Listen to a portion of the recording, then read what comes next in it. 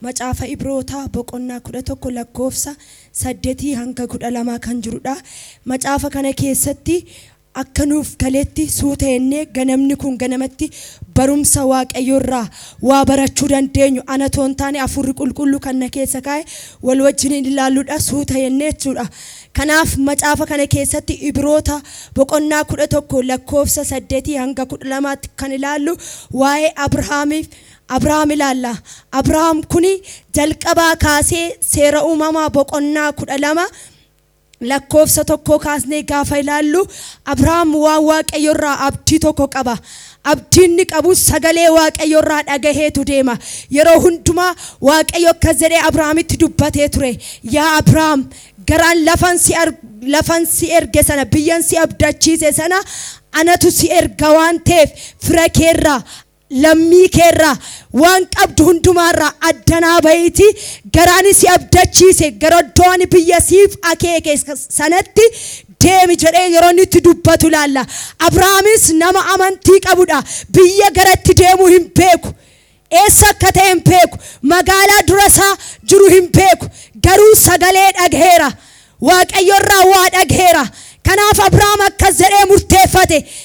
Macaafa kana keessatti gaafa ilaallu ani amantiitiin gara waaqayyo sanaaf ilaale sanatti iddoo waaqayyo naaf akeeke sanatti iddoo waaqayyo naaf ilaale sanatti amantiitiin lafa duwwaa irratti gara inni deeminaan jedhee na ajaje sanatti waaqayyoon dhagahee waaqayyoof abboomamee sagalee waaqayyooti waan ta'eef laficha dhaquun qabaa jedhee dubbata.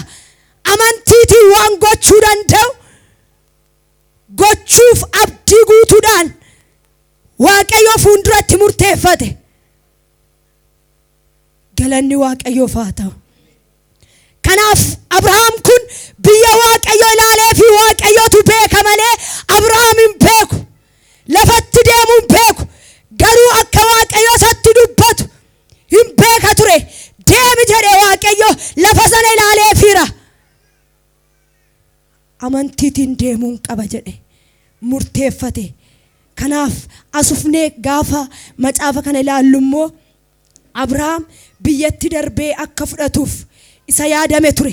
Isa boqonnaa 12 sana irratti waaqayyotti dubbate sana lafa kanatti yaadata.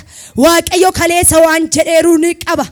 Amantiitiin akka inni godhuuf biyya sana akka inni aaluuf biyya abdachiifame sana akka aaluuf waaqayyoon dhaggeeffachaa ture. Kanaaf aniif isin sabni waaqayyoo amantiin nuti waaqayyo faana jiraachaa jiru. Amantiin nuti xiyyeeffannee waaqa guddaa kana faana deemaa jirru maal fakkaata? Amantiin nuti fuula waaqayyootti argamne yeroo hundumaa fuula waaqayyoo barbaacha dhufnutti maal fakkaata? Fuula namaatti moo fuula waaqayyootti? Kanaaf mata duree akkas jedhu ilaalla. Abrahaam akkuma amantiitiin waan hin jirre, waan hin yaadamne, waan hin akeekamne amantiitiin bahe mata duree amantii jedhu walii wajjin ilaalla. Amantii jechuun maal jechuudha? Kiristaanni tokko yookaan immoo manni tokko jireenya isaa keessatti, lubbuun tokko jireenya isaa keessatti amantii qaba gaafa jennu maal jechuudha? Hiikumti amantii maal jechuudha? Ani amantiin qaba, ati amantii qabda gaafa jedhamu maal jechuudha? Namni amantii maal fakkaata?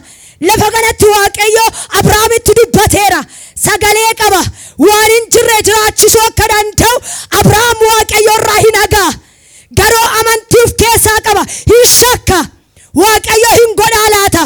Waaqayyo hin danda'a laata? Waaqayyoon biyya isa jedhe kana dhuguma naaf raawwataa laata? Jennaan waaqayyo garuu akkas jedhe lakki anatu sitti dubbate anatu sitti agarsiise gara sasiif yaadame sana amantiitti adeemi hin injifatta jedhe. Ganama kana injifannoo waaqa biraa siniif haa dhufu. Waaqa biraa injifannoo siniif haa dhufu. Maaliin amantiin? Amantii jechuun Kiristoositti maxxananii jiraachuudha. Amantii jechuun waldaa